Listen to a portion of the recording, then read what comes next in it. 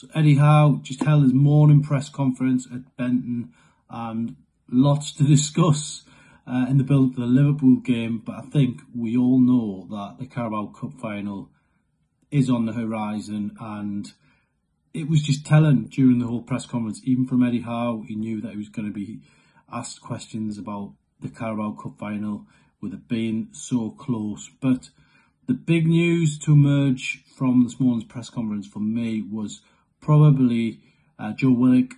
The injury that he sustained at Bournemouth isn't as bad as first feared. He's had a scan. Yes, looks probably like he's going to miss the Liverpool game. Won't be risked. But the good news is he's got a chance to feature at Wembley in the Carabao Cup final. So good news for Joe Willock, good news for Newcastle. In terms of other injuries, Miguel Almiron obviously went off, fell awkwardly on his wrist at the Vitality Stadium in the 1-1 draw with Bournemouth. He is okay, he's trained, and he's in contention for Liverpool. So good news on Miguel Almiron. Same with Ant Maximin. He went off, walked past the press box, seemed to be holding the back of his calf, but he's trained, he's okay. Callum Wilson, we'll have to wait and see. He trains today, so it's a case of how he gets through those sessions this morning. He mentioned in his excellent podcast that he does about these days, if he feels 80% fit, he won't take the chance, whereas in the past, he has took the chance and played, and it's backfired. But now, probably under the excellent conditions they've got at Newcastle, the medical staff, all that sort of stuff, they're not just going to patch a player up and send him out there. They're going to give him an opportunity to get fit and recover. And that's great news for a player like Callum Wilson, who has suffered injuries, issues in the past, and he's such an important player for Newcastle in front of goal. And let's be honest, if he's not fit for Liverpool, you definitely want him fit for the final, because if there's a game where there's only one or two opportunities, you want him to be there, you want him to be on the spot and in his best condition moving forward. The other injury update from today's press conference we'll touch on soon, but talking about the game in general against Liverpool, if you remember back at Anfield, very stormy night that game. Newcastle went ahead in the game. They could have been 2-0 up. Isaac's second goal got disallowed when it looked to me very much onside, and that would have just changed the complexion of the game. Instead, Liverpool were able to get back into it and won the game in stoppage time. Not the first time we've suffered such a late defeat at Anfield. All the fans know about the 4-3s, but that, believe me, was just as painful to lose 2-1 in the last minute last time at Anfield. So a lot of tension, I would say, building up going into this game. Newcastle want to get revenge. Liverpool want to get back in the title race.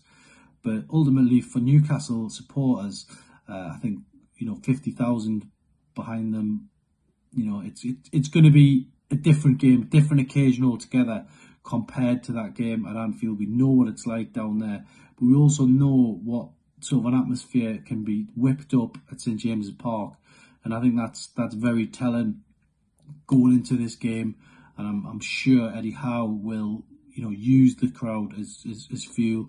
There's a pre-match celebration of Sir Bobby Robson's life with the flags. So that's going to be really good to see.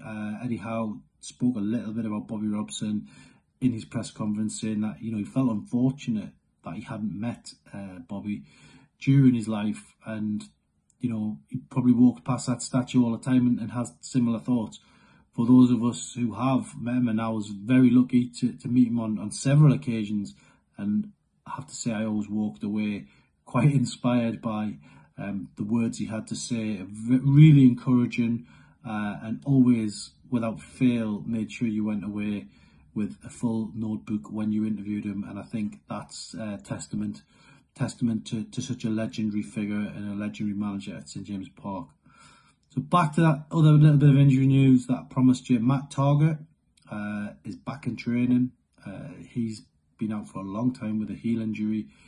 He hasn't been able to get in the team this season because of the form of Dan Burn, but when he has been fit, it just hasn't been possible to change the team. So he's back now, he's training, comes back into the fray at a time where certainly not questions by me, because I think Dan Burn's done an excellent job, but Graham Souness, Kieran Dyer had a lot to say about Dan Burn's performance at Bournemouth, and Targett comes back into the reckoning at that time. I personally don't think Eddie Howe will drop him as reward for the way he's played throughout the season. It shouldn't even be an issue, really. So I can see Dan Burn playing at Wembley, but it's good to know that Matt Targett is also back, also pushing, and probably more so we'll have an eye on that run-in where Newcastle may need another outlet. Injuries could kick in across the defence, we don't know. So it's just good to have him back, and Newcastle have got two quality options at left back. So Matt Targett back in training. Don't think he's going to make the squad for the Liverpool game, but certainly in with a shout of Wembley a week on Sunday. Believe it or not, we'll be heading down